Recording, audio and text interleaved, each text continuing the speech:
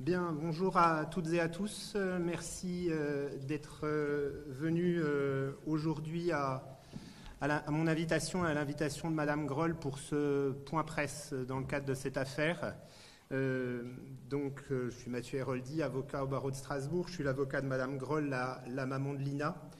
Et comme je vous le disais hier, à l'issue de l'interrogatoire, à l'issue de l'audition par Mesdames les juges d'instruction, nous tenions à vous recevoir toutes et tous pour répondre à vos questions, pour commencer par quelques déclarations, ensuite répondre à vos questions et ensuite reprendre notre positionnement à Madame Groll et à moi-même, qui est un positionnement de non-communication.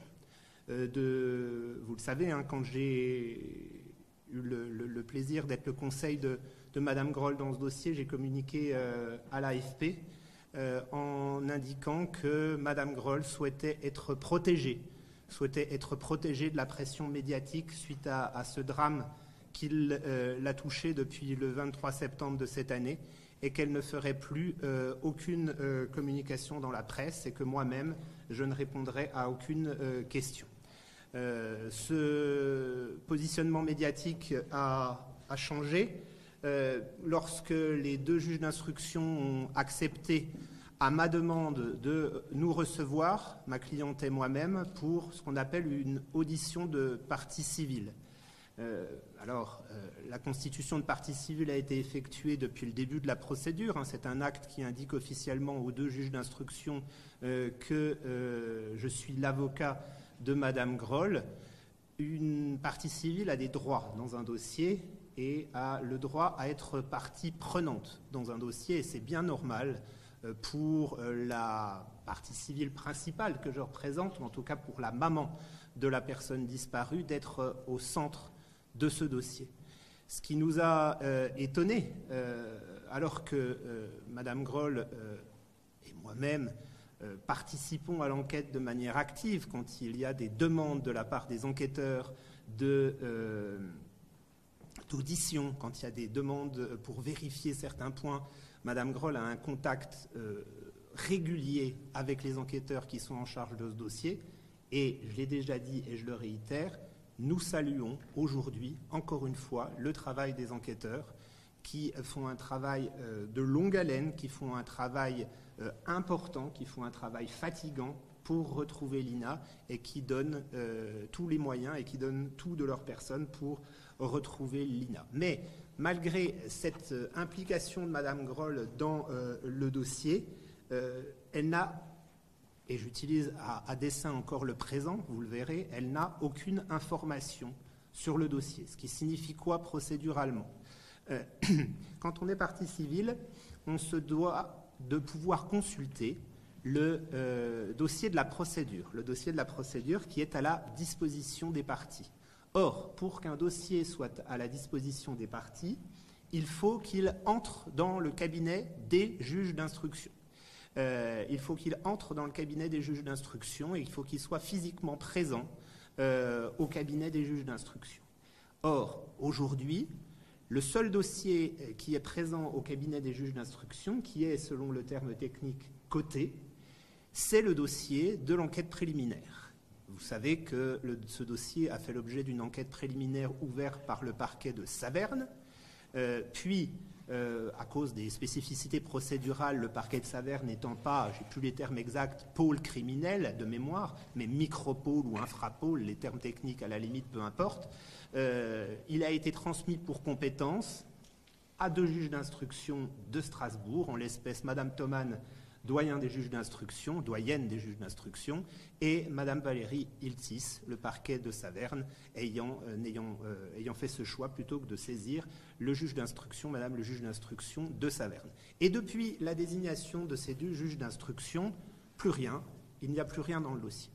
Donc c'était, et c'est toujours encore aujourd'hui, une frustration de la part de Madame Groll et de moi-même de ne pas pouvoir avoir accès à ce dossier parce que l'on considère fort légitimement que même si nous sommes soumis au secret de l'instruction, ça, il n'y a absolument pas de souci de notre part, et c'est ce que j'ai répété au juge d'instruction hier, on a parfaitement conscience de notre rôle et de notre responsabilité en tant que partie civile et en tant qu'avocat de la partie civile dans le cadre de cette enquête pour ne pas la perturber, pour ne pas perturber le travail des enquêteurs, et c'est pour ça que le secret de l'instruction existe.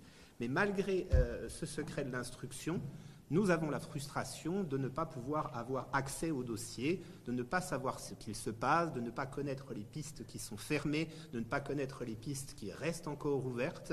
Et c'est pour cela que Madame Groll, par mon intermédiaire, a fait un acte de procédure qui s'appelle une demande d'acte, à savoir une demande d'audition. Nous avons donc été entendus par les 2 juges d'instruction hier. J'ai remercié tout à l'heure, en votre nom, Madame Groll, et en mon nom, les enquêteurs pour la qualité de leur travail. Je tiens à remercier les 2 juges d'instruction, et je l'ai dit hier en disant « ça s'est bien passé ». Vous allez peut-être me dire « oui, mais Maître Héroldi, pourquoi vous nous dites que ça s'est bien passé alors que vous n'avez toujours pas accès au dossier ?» Ça s'est bien passé parce que dans une attitude, vous savez, des fois on se fait des idées qui pouvaient apparaître de la part du juge d'instruction comme un blocage un petit peu inexpliqué en disant voilà, qu'est-ce qu'on nous reproche? Est-ce que moi, à titre personnel, j'ai fait quelque chose contre la juge d'instruction? Ce blocage, c'est levé hier, et je tiens à remercier en votre nom également, Mme Groll, les 2 juges d'instruction pour la qualité de leur écoute hier, pour la manière dont elles nous ont reçus et pour l'empathie qu'elles ont manifestée à votre égard, Mme Groll, pour la situation que vous vivez, la situation que vous subissez.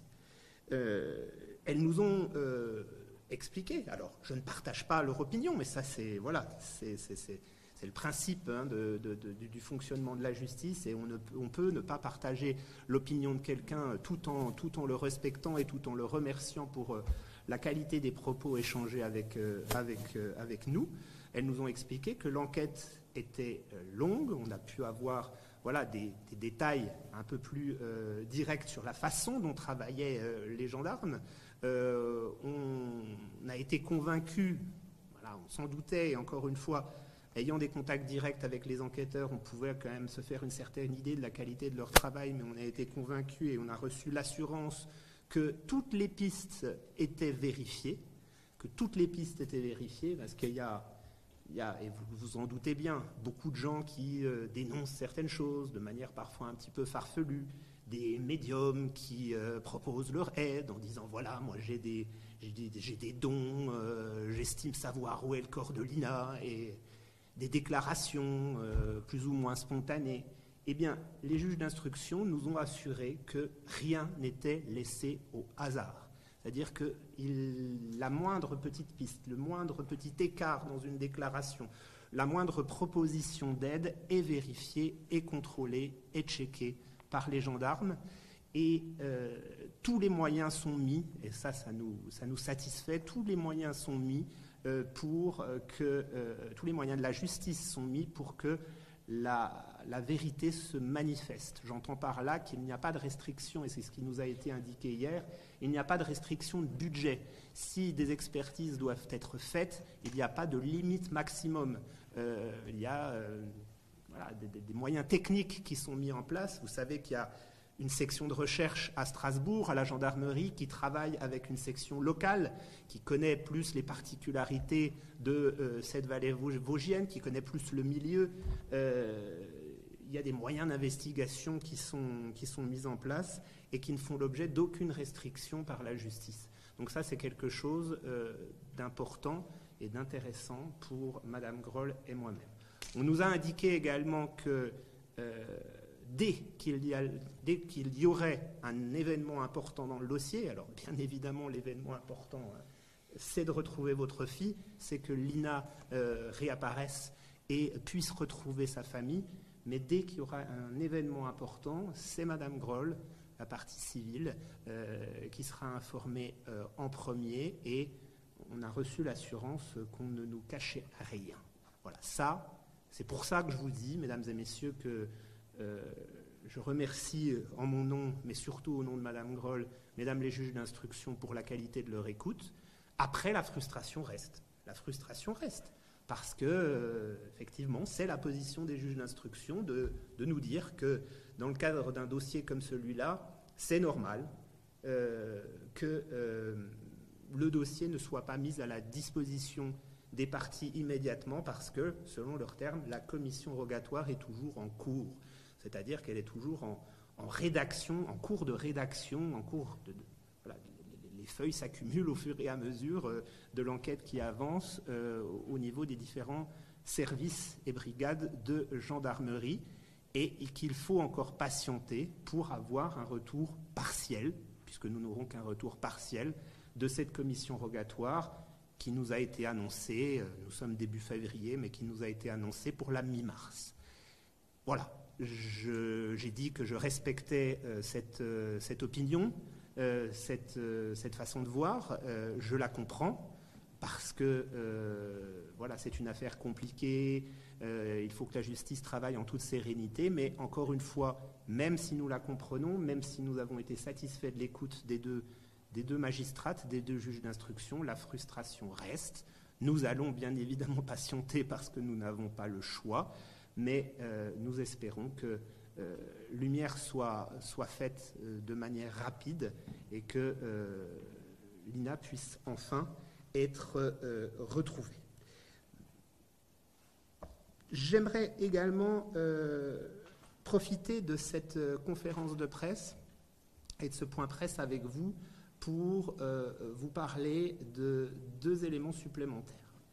Le premier concerne les développements qui ont lieu dans la presse, et plus particulièrement dans l'article des DNA, suite à le fait que l'article des DNA, et de M. Bonin présent dans la salle aujourd'hui, parle de et évoque la plainte pour viol que l'INA a déposée. Je ne vais pas employer le conditionnel, hein, vous m'avez souvent appelé pour dire est-ce que vous confirmez que l'INA a déposé une plainte pour viol. Nous ne sommes pas là pour faire des simagrées pour essayer d'échapper à la vérité du dossier, que pour la plainte que l'INA a déposée pour viol dans un temps très antérieur à la plainte, à cette affaire de disparition. Et je ne comprends pas, encore aujourd'hui, en qualité de professionnel du droit, ça fait 20 ans que j'exerce ce métier, la façon dont ce dossier a été traité par le parquet de Saverne. Encore une fois, vous ne m'entendrez pas critiquer, j'ai un devoir de réserve et je pense que chacun fait son métier. Nous faisons des métiers difficiles. Hein, moi, je me considère comme un auxiliaire de justice. Hein, je ne suis pas avocat contre la justice, loin de là. Je suis là pour que la vérité apparaisse, la vérité se manifeste. Je défends aussi souvent des parties civiles que des prévenus, que des accusés. Vous ne me voyez pas souvent dans les médias. Et c'est ce que je vous dirai, je reprendrai à l'issue de ce point presse un silence médiatique pour le bien, surtout de Managrol, mais également de mon cabinet. Je n'ai pas besoin des médias pour vivre. Et c'est pour cela que je m'estime légitime à dire, avec tout le respect que je dois au parquet de Saverne, que je ne comprends pas la façon dont ce dossier a été traité. Je m'explique. Cette plainte pour viol, dont je vous dirai quelques mots après, pour des raisons que je vous expliquerai, je la connaissais, puisque je n'étais pas encore, à l'époque, avocat de Mme Groll. On ne se connaissait pas encore, Mme Groll, mais vous m'en aviez parlé. Vous m'en aviez parlé parce que, bien évidemment, ça fait partie du dossier, ça fait partie de la personnalité et des possibles pistes que l'on peut explorer. Quand une enfant de 15 ans disparaît, il faut s'intéresser à son histoire. Et je pose la question à Mme Groll en disant « Mais cette plainte pour viol, où on en est ? Quelle est la suite que la justice a donnée à cette plainte ?» Et vous me répondez, Mme Groll, « On attend encore une confrontation. » On attend une confrontation et on attend, bien évidemment, pour confrontation, et malheureusement, on ne peut plus faire de confrontation puisque l'INA a disparu, mais avant sa disparition, on attendait une confrontation. Et j'avoue que c'est M. Bonin, quand il m'appelle pour me faire réagir, en disant, voilà, je vais écrire dans la presse, je vais écrire dans mon article demain que cette plainte pour viol a été classée sans suite, que je n'ai pas compris. Je n'ai pas compris parce qu'on ne peut pas... alors déjà, une information on est demandé pour beaucoup, mais encore une fois, nous réitérons que Madame Groll, en qualité de maman de la partie civile, et je crois que voilà, pour en avoir discuté avec son conseil, le papa non plus, n'a pas été informé de ce classement sans suite de la plainte déposée par l'INA à l'encontre des 2 personnes qu'elle accuse de viol. Je ne comprends pas non plus, la surprise était d'autant plus grande, vous continuez vos investigations, cette information apparaît, je crois, un vendredi soir, le coup de fil des DNA, et pour plusieurs, je pense que vous êtes dans la salle, vous prenez contact avec le parquet de Saverne, parce que contrairement à moi, vous avez le numéro de portable de Madame le procureur de Saverne, et Madame le procureur de Saverne vous indique que, et là, je pèse mes mots parce que c'est encore des notions que j'ai peine à comprendre en matière juridique, que la décision de mémoire, la décision de classement sans suite initiale serait revue et que, je cite encore de mémoire, mes excuses si j'écorche ces propos, et qu'une nouvelle décision sur cette plainte allait être prise et que la famille de la victime serait la première informée. J'aurais dire fort heureusement. Je fais un courrier, je crois que j'adresse à Madame Clairaut, la procureure de Saverne, un SMS, puisque vous m'aviez transmis son numéro de portable et effectivement, après avoir vérifié, c'est un numéro de portable professionnel dont elle faisait part dans ses mails, donc je n'ai pas hésité à la contacter. Elle a, je me dois de le dire, tenté de me contacter à une reprise. Nos emplois du temps étant chargés, je n'ai pas pu répondre. Je lui ai réécrit en lui proposant non seulement un entretien téléphonique, mais même un échange par mail. Et j'avoue que depuis, je n'ai pas eu de réponse. Alors, comme nous le disions avec les juges d'instruction, il ne faut pas mélanger les 2 dossiers.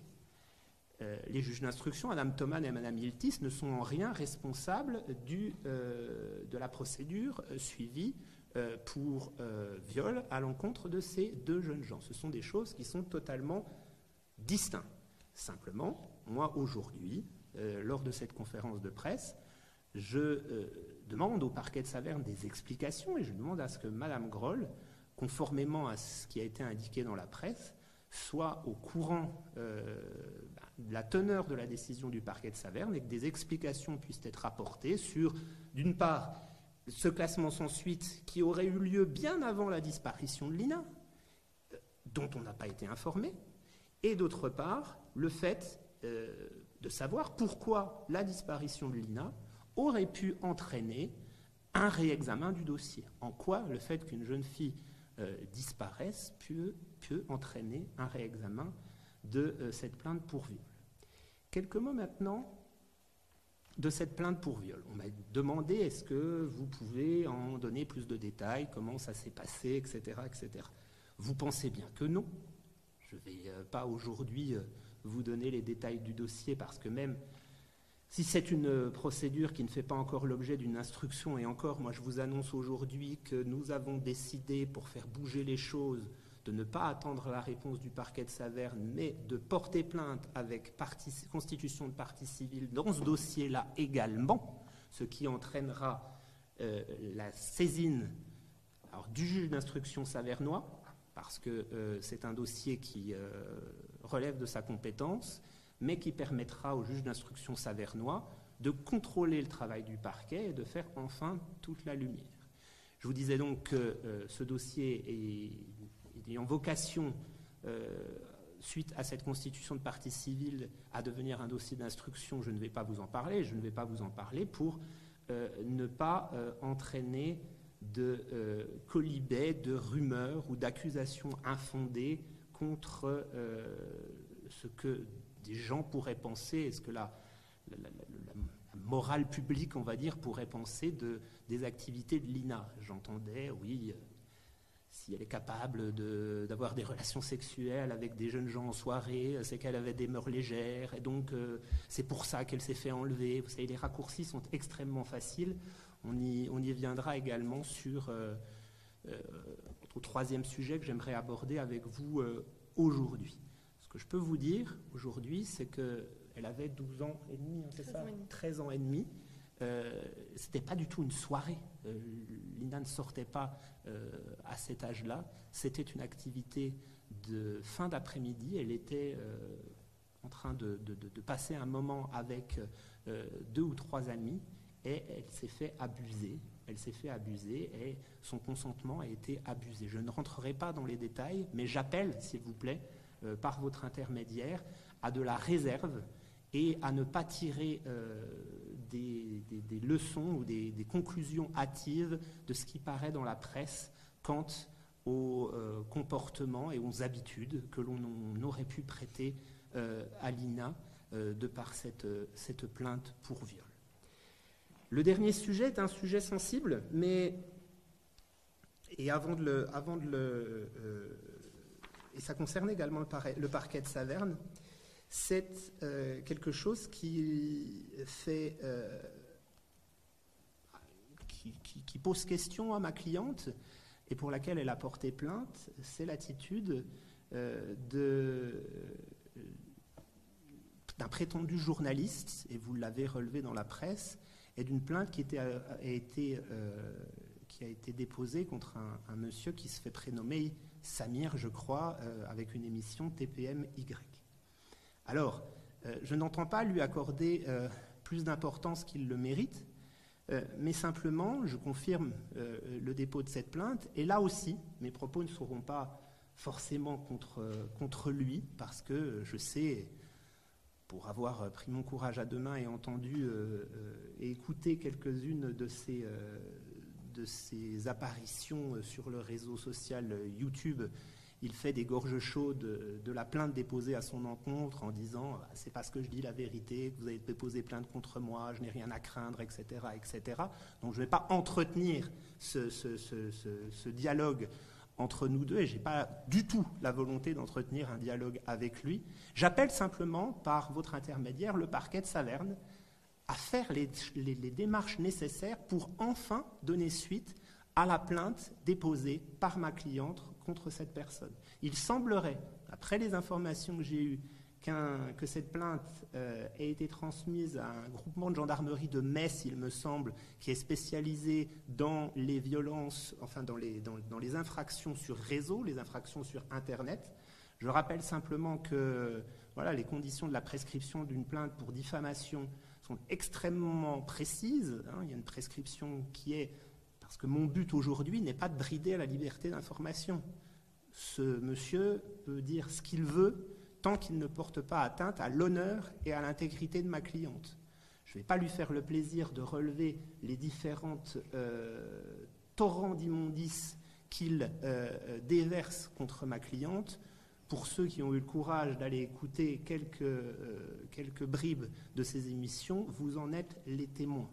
Mais en tout état de cause, ce monsieur, même si je respecte sa liberté d'information, ne doit pas causer préjudice et ne doit pas porter atteinte à l'honneur et à mon honneur. J'ai le dos large et c'est mon métier, mais en tout cas, ne doit pas porter atteinte à l'intégrité et à l'honneur de ma cliente. Voilà pourquoi je fais un appel aujourd'hui au parquet de Saverne pour que cette plainte soit suivie des faits et que ce monsieur puisse être interrogé pour qu'il justifie ses propos et qu'il justifie la façon dont il a de s'adresser et de parler de ma cliente à l'égard de sa fille dans ce dossier, et que enfin une sérénité puisse être retrouvée par ma cliente à ce sujet, parce que il faut vous dire que des renseignements que ce monsieur obtient ne peuvent être obtenus que par des personnes proches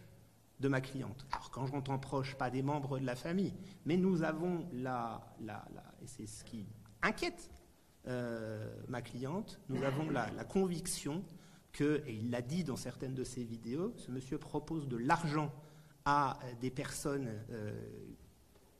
qui passent dans la vallée et qui sont proches de ma cliente pour obtenir des informations. Il y a des informations anodines, mais qu'il a montées en épingle, qui sont ressorties dans ces vidéos qu'il ne pouvait pas connaître sans un appui extérieur. Donc ça, c'est quelque chose qui perturbe et qui cause préjudice à ma cliente. Assez parlé de lui, on on lui a donné assez d'importance, mais encore une fois, mes propos n'étaient pas forcément contre lui, mais surtout à l'intention du parquet de Saverne pour que la lumière soit faite dans ce dossier et que les intérêts et le préjudice de ma cliente soient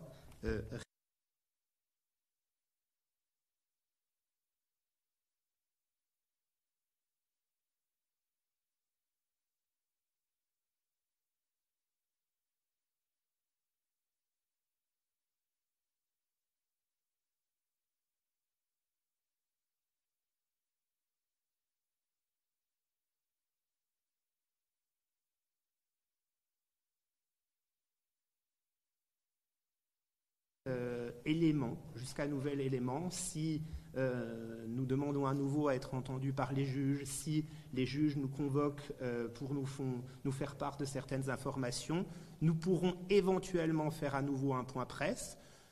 Jusqu'à ces nouveaux éléments, nous n'en ferons pas et nous continuerons à respecter, encore une fois, le principe du secret de l'instruction parce que, au regard du respect que nous avons pour le travail des enquêteurs et des juges d'instruction. Voilà pour mes déclarations aujourd'hui. Madame Groll, en l'état, n'a pas de déclaration particulière à faire. Elle est là pour vous montrer également qu'elle s'implique dans ce dossier et elle est là à mes côtés aujourd'hui pour répondre à d'éventuelles questions sous réserve qu'elle ne rentre pas dans les détails du dossier. Et je vous remercie donc de m'indiquer si vous avez des questions. Madame Moreau, ça fait 4 mois que vous en visiblement me permet de remonter la trace de votre fille. Lorsque vous êtes exprimé à de nombreuses reprises auprès des journalistes quelques jours suivant la disparition de Julina, vous aviez martelé à plusieurs reprises garder espoir. Est-ce que c'est toujours le cas aujourd'hui et si on peut avoir quelques mots sur votre état d'esprit? Toujours, c'est ce qui fait que je me lève tous les matins. Il n'y a pas d'autre choix que de garder espoir.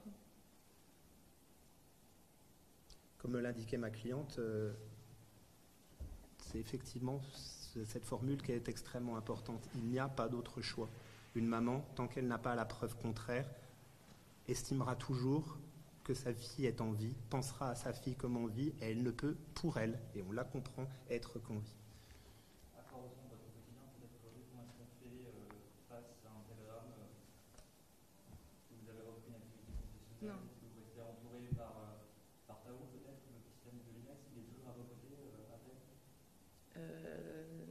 Non, Tao, j'ai toujours des contacts avec lui, mais il a dû reprendre l'école, sa formation, et comme beaucoup de gens, en fait, pour qui la vie continue et avance. Moi, non.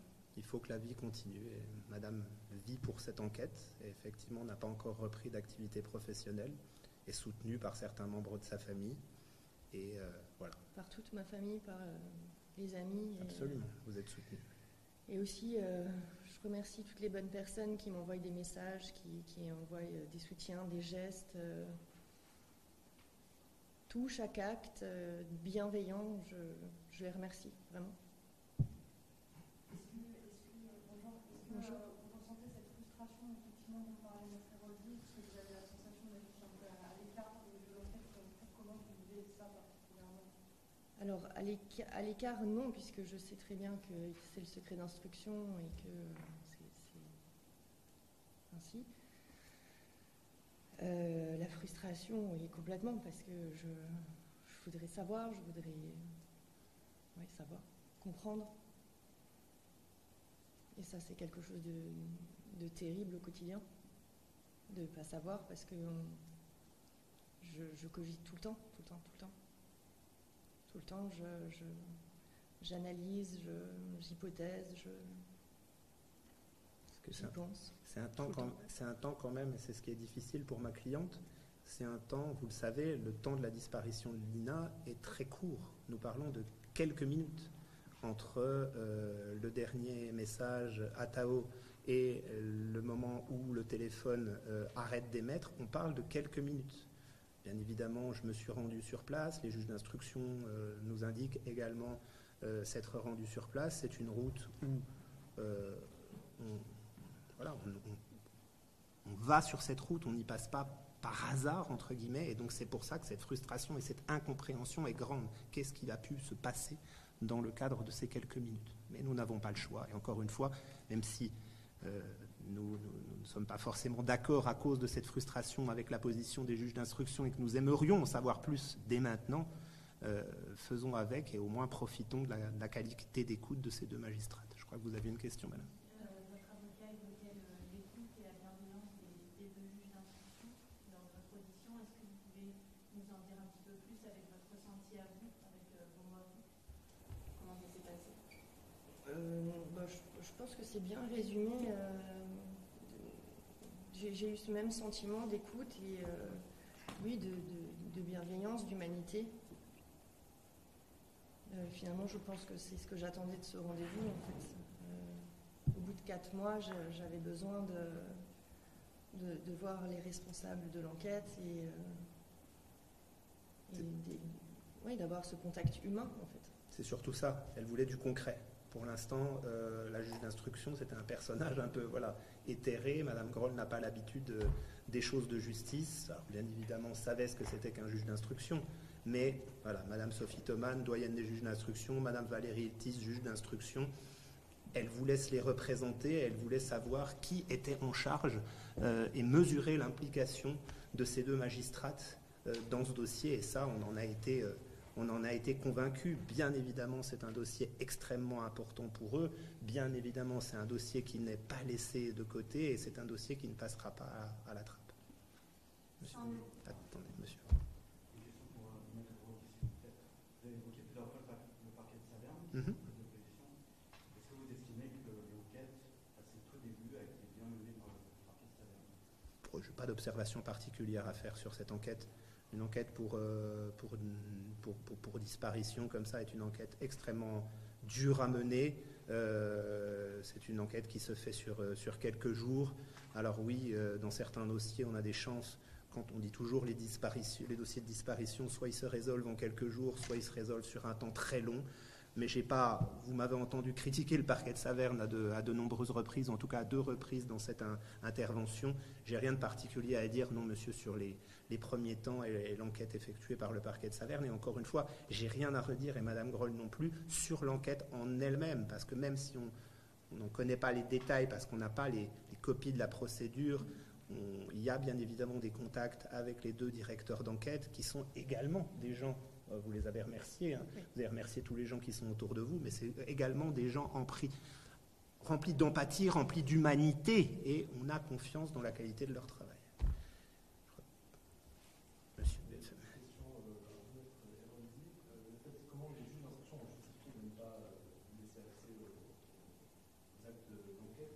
Parce que ça peut aussi laisser penser qu'ils ont des suspicions et qu'ils n'ont pas envie d'en dévoiler trop. Alors, comme je vous l'indiquais, il m'a été indiqué que le dossier n'était même pas en fait constitué. Légalement, j'ai l'obligation, en tant que juge d'instruction, de communiquer le dossier de la procédure. Le dossier de la procédure à différentes étapes du dossier, et notamment quand un avocat fait une demande d'audition. Avant l'audition, je devais prendre connaissance du dossier de la procédure. Or, le dossier, pour eux, est toujours en cours. C'est-à-dire en cours de rédaction, et il est tellement important qu'il ne peut pas faire l'objet d'une cotation partielle, comme je vous l'indiquais. Alors bien évidemment, ça c'est l'argument officiel, et je comprends bien que derrière cet argument, voilà, je ne peux pas faire l'objet de naïveté non plus, hein, je comprends bien que derrière cet argument, il y a une volonté de la part des magistrats de protéger le secret de l'instruction et de se dire, voilà, tant que le dossier n'est pas officiellement à la disposition des parties, il n'y a pas de risque de fuite et il y a quelque chose qui protège la sérénité de la procédure et la sérénité de l'enquête. À cela, je répliquerai, comme je l'ai fait aux 2 juges d'instruction, qu'elle pourrait nous faire plus confiance parce que nous leur avons assuré du fait que nous respecterions et que nous respectons le secret de l'instruction et que nous le respecterions si ce dossier était porté à notre connaissance. Maintenant, voilà, je comprends qu'au vu d'un dossier si important pour elle, même encore une fois, si je ne partage pas leur avis, je peux comprendre qu'elles prennent toutes leurs précautions pour le protéger. Madame, vous avez dit que vous temps forcément, est-ce que durant ce rendez-vous, sans nous dévoiler évidemment chose qui serait voilà, secret d'instruction, mais qui relève de ça, mais est-ce que vous avez pu être rassuré sur certains points? Est-ce que vous avez senti qu'ils étaient à l'écoute de vos interrogations? Oui, oui. Oui, je pense que là, elles ont répondu à mes questions. Je sais qu'ils sont investis, enfin ça je le sais depuis le début, puisque oui, j'ai toujours eu contact avec les enquêteurs et que je vois, j'ai passé énormément de temps à la gendarmerie, je sais qu'ils travaillent énormément. Et après, ce qu'on disait, les hypothèses ne restent que des hypothèses et tant qu'on n'a pas accès au dossier d'instruction, je ne peux pas en savoir plus. Mais je vous en prie, mais encore une fois, je le répéterai, on a acquis la conviction de l'importance de ce dossier et que toutes les pistes étaient vérifiées. Et c'est ce que je vous disais tout à l'heure, que les moyens étaient mis pour vérifier le moindre petit détail. Et ça, c'est pas quelque chose... je répondais à la question de votre collègue de BFM tout à l'heure en disant elles ont la volonté de protéger leur dossier, mais ça, je ne vois pas pourquoi elles nous mentiraient. Elles n'ont aucun intérêt à nous mentir. Et quand on est en charge, voilà, moi en tant qu'avocat, madame surtout en tant que maman de Lina, mais les juges d'instruction également, nous avons tous conscience de l'importance humaine, de l'importance juridique de ce dossier. C'est un dossier comme on n'en voit pas souvent, et donc c'est pas un dossier qu'on peut prendre à la légère et qu'on peut gâcher. Nous avons acquis la certitude que toutes les pistes sont poussées dans ce dossier. Je crois que madame avait une question. Tout en protégeant toujours encore le secret de l'instruction, est-ce que vous avez, l'un et l'autre, la sensation que l'enquête avance? Ou est-ce que vous avez l'impression, un peu comme nous, qu'elle patine? Non, absolument. L'enquête avance. Faut se rendre compte de la densité du travail de cette enquête. Il y a des enquêtes de voisinage qui ont été faites, qui ont été refaites. Il y a de la téléphonie. Il y a tout le panel de l'activité de gendarmerie et de police est faite. Alors on peut, bien évidemment, quand on est à l'extérieur de l'enquête, quand on se nourrit de quelques bribes prises par-ci par-là, on peut se dire chez vous, chez nous, mais également au niveau du grand public, que cette enquête patine, mais derrière il y a tout un monde dont on n'a pas conscience, dont la porte nous a légèrement été ouverte dans le cadre de cette audition, et c'est pour cela, ce que disait Madame Groll, on est satisfait, elle est satisfaite, parce que voilà, ce premier contact a eu lieu, et même si le dossier ne nous a pas été ouvert complètement, au moins on a le sentiment maintenant d'en faire partie un tout petit peu plus intimement. Je crois que monsieur avait une question. Oui, et tout en respectant le secret d'instruction, vous avez dit qu'aucune piste vous avez le sentiment qu'aucune piste n'a été éludée. Je me permets de vous demander si vous avez l'impression qu'il y a quand même des pistes qui pourraient être un peu plus prioritaires que d'autres. Je pense à celle de la Clio grise, conduire monsieur près d'une aire de jeu. On entend depuis le début de l'enquête. Je vous avoue que je me doutais un peu que cette question allait arriver à un moment ou à un autre. Ça, je vais pas répondre à cette question parce que c'est effectivement du secret de l'instruction. Vous avez eu connaissance de cette piste parce que c'était, je crois, un mailing qui a été envoyé à tous les parents d'élèves du collège que Lina fréquentait, oui, absolument. Donc cette piste existe. Après, je n'ai pas de détails particuliers et je ne pense pas que ça apporte quelque chose en plus de la commenter.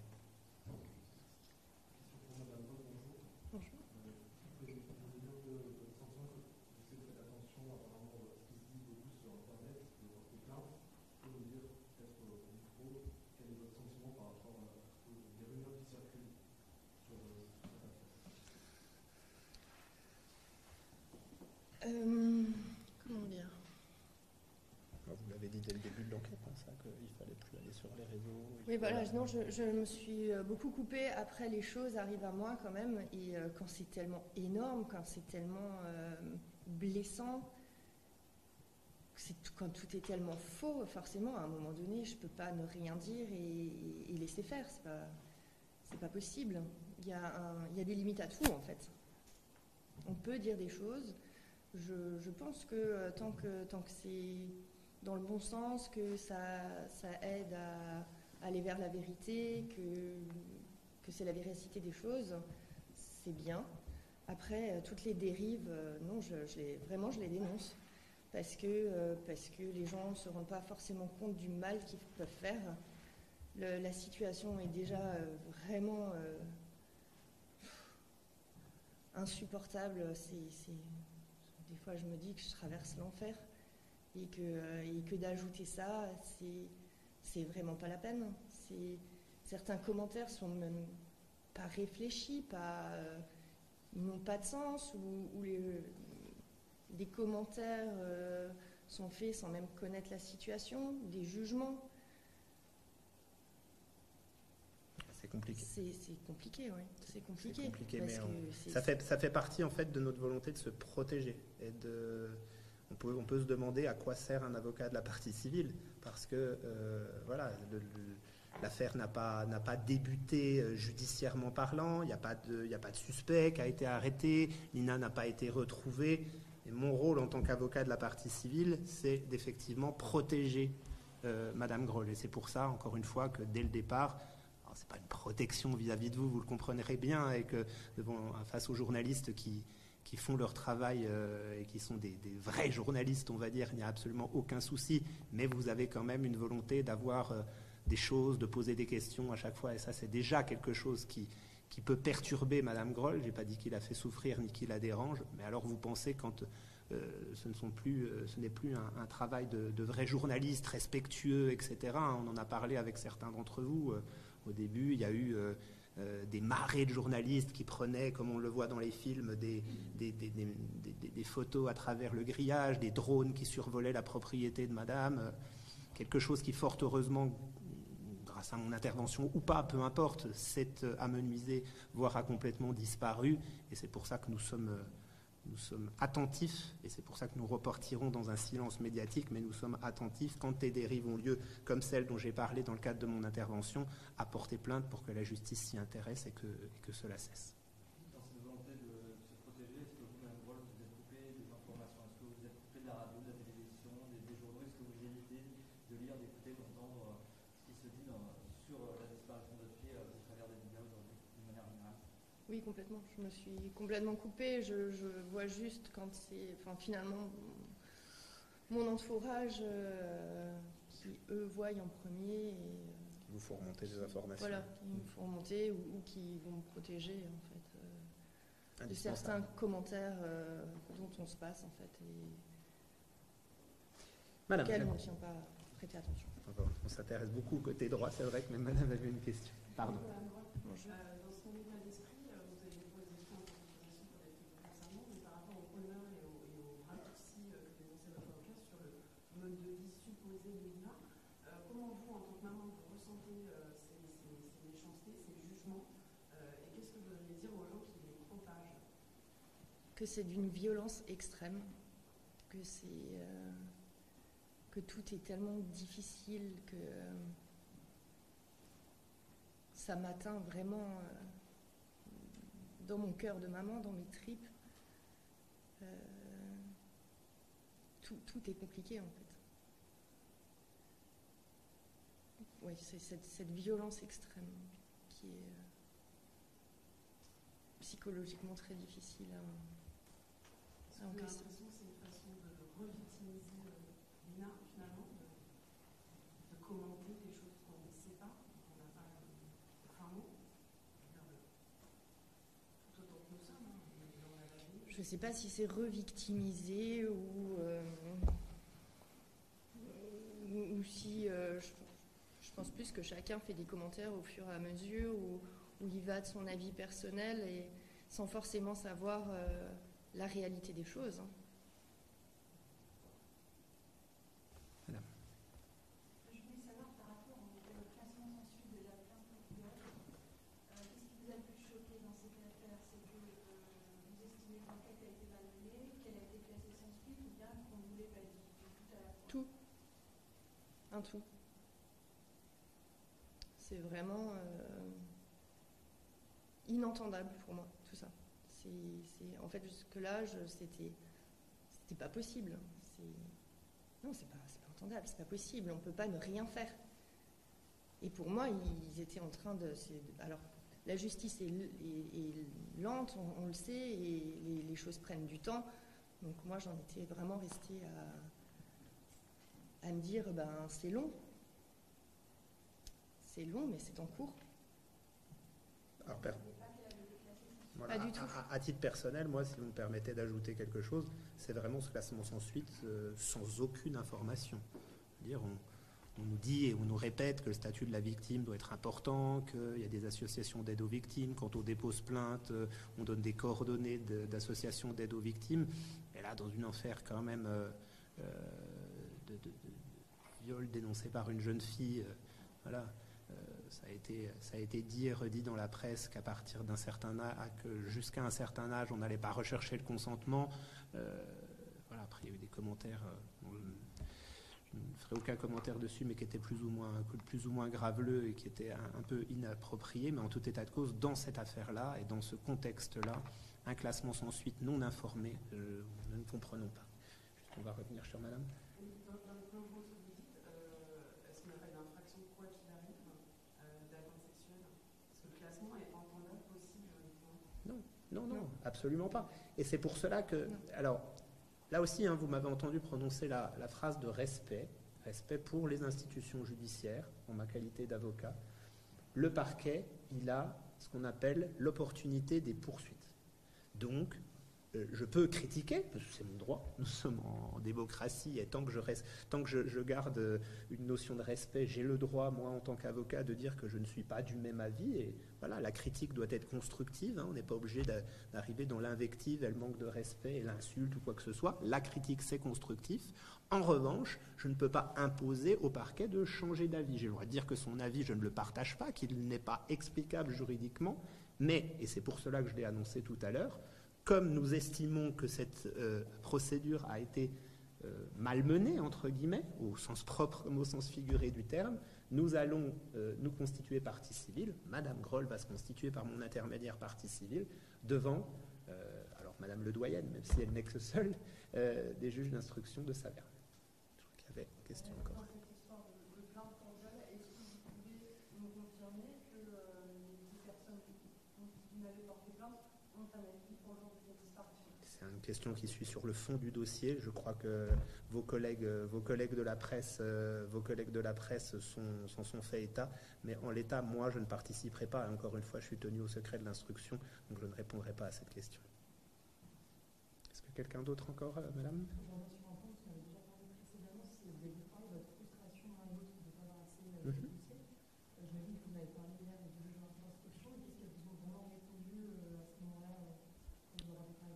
Qu'elle comprenait. Et c'est pour ça que j'ai utilisé le terme d'empathie et le terme d'écoute. Je pense qu'elles nous ont compris. À ça, elles nous ont répondu qu'elles prenaient 2 engagements, et je vous les répète, à savoir que tout était vérifié, toutes les pistes étaient vérifiées, et que s'il y avait quelque chose qui sortait dans le dossier, quelque chose d'important, les éléments seraient portés à la connaissance de ma cliente. Voilà, c'est ce qu'elles nous ont répondu. Après, voilà, la frustration, elle est là.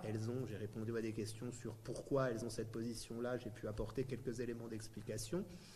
J'ai pas le choix. Nous n'avons pas le choix. Je sais que dans certains dossiers, mais c'est à vous d'appuyer, dans certains dossiers, alors c'est pas les juges d'instruction qui pourraient le faire parce qu'elles sont soumises au secret de l'instruction, mais que le parquet fait habituellement des points presse réguliers. Là, également, vous me disiez pourquoi les juges d'instruction ne nous disent rien, je pourrais vous retourner la question et ça serait à vous d'y répondre. Pourquoi le parquet ne fait pas de point presse? Parce que je sais que Mme Redzi a été interrogée à de nombreuses reprises et qu'elle fait un blocage là-dessus, et je pense que la frustration, elle est également partagée par vous, messieurs, dames.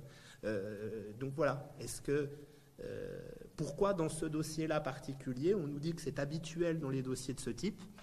Moi, je partage pas, en tout cas dans la durée, 4 mois, ça commence à faire long, et je pense que certaines pistes ont pu être fermées et qu'au moins, tant vous dans le cadre d'un point presse, mais surtout nous, et nous d'abord on va dire, dans le cadre d'une communication du dossier, nous aurions pu au moins avoir un point rapide sur les pistes qui ont été fermées. C'est ce que vous attendez de cette conférence de presse? J'imagine que ça accélère un petit peu la communication. Alors ce que j'attends de cette conférence de presse, je vous l'ai dit, c'est déjà par respect vis-à-vis de vous et de faire un point global pour que vous puissiez poser toutes les questions que vous aviez de manière globale, que ça puisse nous permettre après de nous retirer du point de vue médiatique, mais également, bien évidemment, si le grand public, alors on n'est pas dans une sorte d'appel à témoins, mais dans le respect de ce qu'a dit Madame Groll, si même 4 mois après les faits, des personnes ont des informations sensées, qui reposent sur des éléments concrets, bien évidemment qu'ils n'hésitent pas à se mettre en rapport avec les services de gendarmerie. Mais oui, pour répondre à votre question, madame, que cette frustration soit entendue et que si les juges d'instruction peuvent changer d'avis ou si le parquet de Strasbourg peut changer d'avis et faire des points presse un peu plus réguliers pour assouvir, entre guillemets, cette frustration et calmer cette frustration du côté de Madame Groll, ça serait quelque chose, bien évidemment, qu'on appelle de nos voeux. On va faire la galanterie, elle avait levé le doigt, Madame.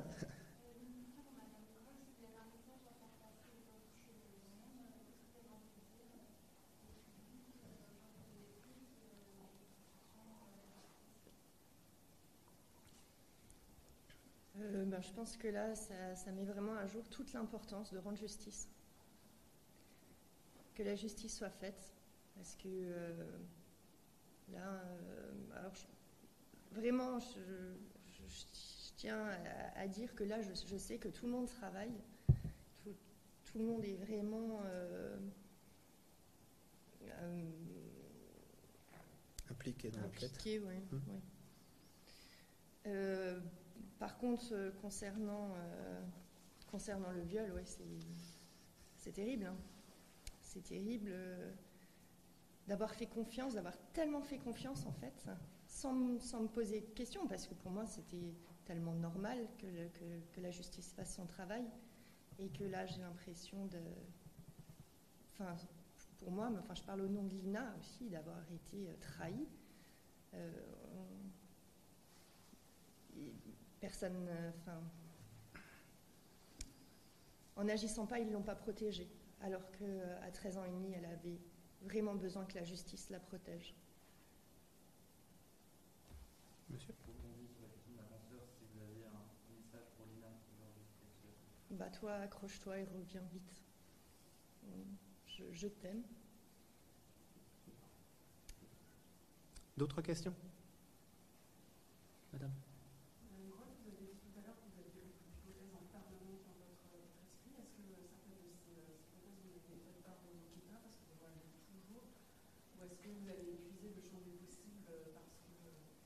On en parle toujours et on remet à jour. Oui, on communique et s'il y a quoi que ce soit à apporter ou une question à répondre ou... Il n'y a jamais eu de blocage. L'apport du directeur d'enquête alors l'apport des juges d'instruction s'est entrouverte hier et Madame Groll ne l'avait, est satisfaite parce qu'elle ne les avait jamais rencontrés, mais l'apport des directeurs d'enquête, c'est normal, hein, les directeurs d'enquête, ils sont plus sur le terrain, n'a jamais été fermé, le numéro de portable de la directrice d'enquête n'a jamais été fermé dans un sens comme dans l'autre. Quand il y a des choses à vérifier par les directeurs d'enquête chez Madame Groll, le courant passe, et inversement, quand il y a des questions ou des pistes à vérifier ou des choses en disant voilà, j'ai une idée, est-ce que ça vous l'avez vérifié? Alors en retour, on n'a pas forcément l'information en disant comment on l'a vérifié et qu'est-ce que ça a donné, mais on a toujours la même réponse, oui, ne vous inquiétez pas, ça a été vérifié, ou alors oui, on en prend note, merci, et on va le vérifier. Ça, c'est une conviction qu'on a acquise. Les portes sont ouvertes des deux côtés, en fait. Absolument. Je pense que ça, c'est fluide autant la mienne que la leur. Et si Absolument. on a besoin, les uns les autres, de s'appeler, on le fait, sans hésiter. Monsieur. Pour rebondir sur la question d'un confrère, votre quotidien dans la galerie depuis le début de l'affaire, quand vous marchez dans la rue, est-ce que les gens... Je sors pas de chez moi. Ouais. On va essayer d'éviter les questions un peu sensationnalistes et qui, vous comprenez bien que c'est une épreuve pour Madame Groll d'être là aujourd'hui. Et voilà, on va éviter un peu les questions trop personnelles et trop émotives, s'il vous plaît. D'autres questions? Bien. Ben, il ne me reste plus qu'à, en votre nom et en mon nom également, qu'à vous remercier.